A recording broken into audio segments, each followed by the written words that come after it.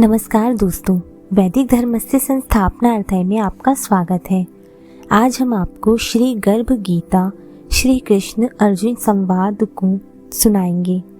भगवान श्री कृष्ण का वचन है कि जो प्राणी इस गर्भ गीता का पाठ एवं प्रचार करता है वह फिर गर्भ में वास नहीं पाता।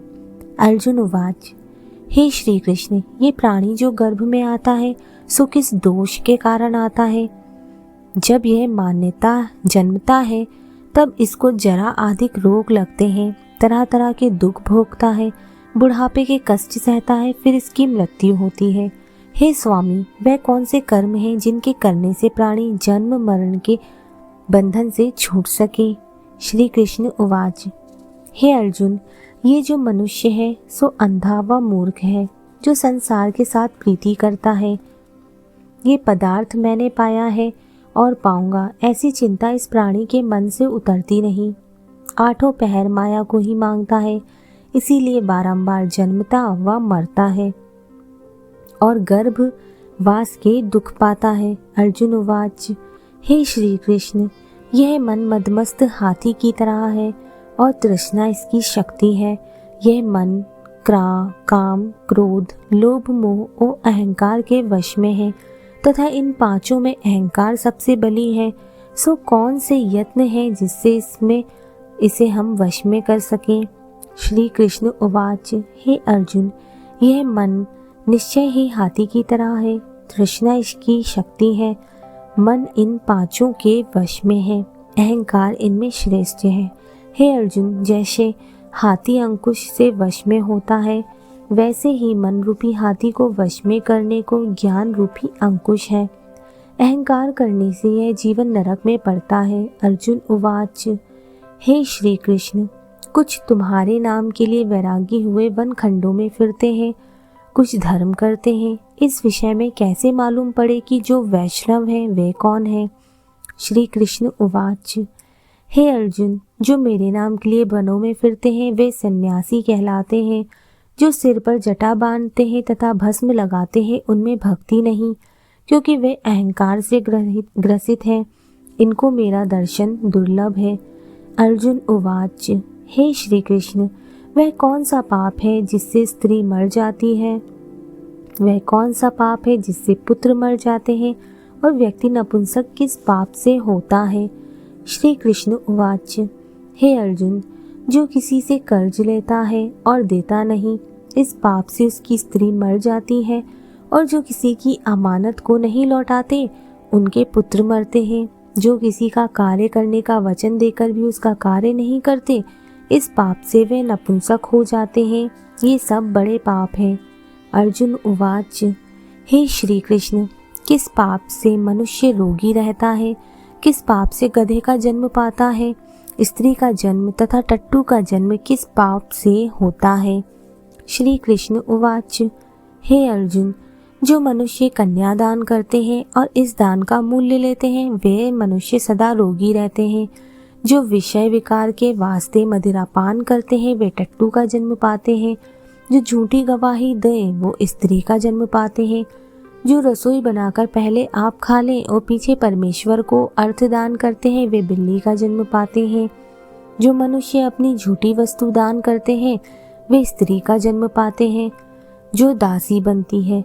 अर्जुन उवाच, हे श्री कृष्ण, कई मनुष्यों को आपने धन धान्य दिया है सो उन्होंने कौन सा पुण्य किया है?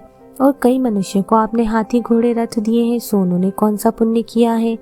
श्री कृष्ण उवाच, हे अर्जुन, जिन्होंने स्वर्ण दान किया उनको हाथी घोड़े वाहन मिलते हैं।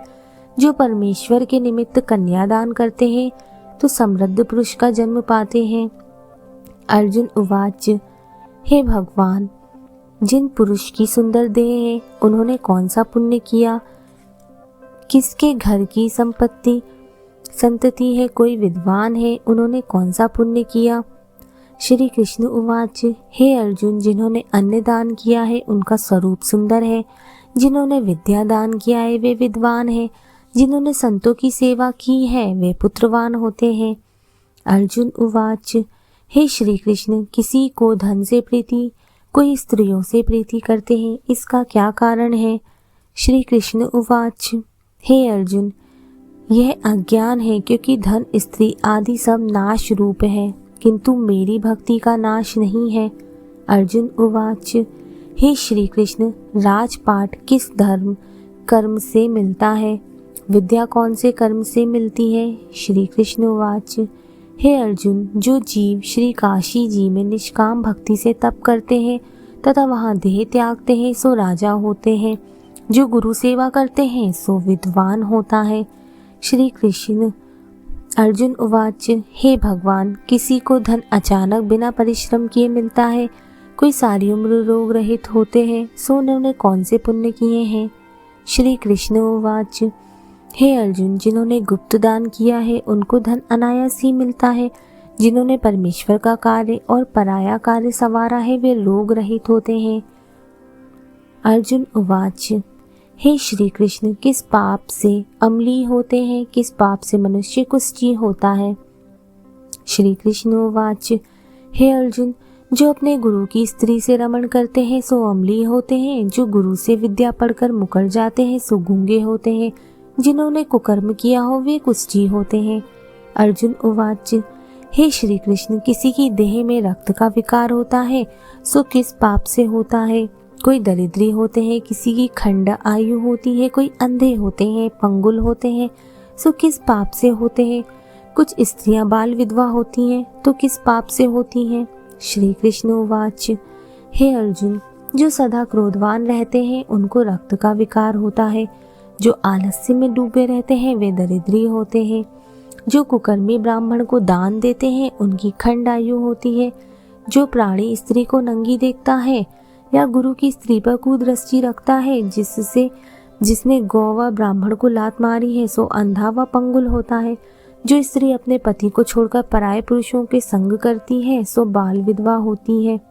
अर्जुन उवाच, हे श्री कृष्ण, तुम पार ब्रह्म हो, तुमको मेरा नमस्कार है। पहले मैं तुमको संबंधी जानता था, पर अब परमेश्वर रूप में जानता हूँ। हे पार ब्रह्म, गुरु दीक्षा कैसी होती है, कृपा कर कहो। श्री कृष्ण उवाच, हे अर्जुन, तुम धन्य हो, तुम्हारी माता भी धन्य है, जिनके तुम जैसे पुत्र हुए, जिसने गुरु दीक्षा पूछी है। हे अर्जुन, सारे संसार के गुरु जगन्नाथ हैं।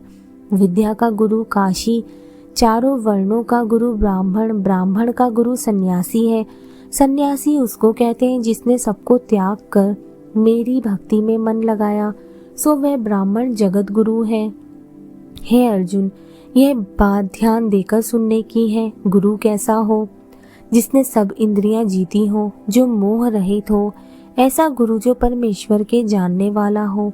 उस गुरु की पूजा सब प्रकार से करो।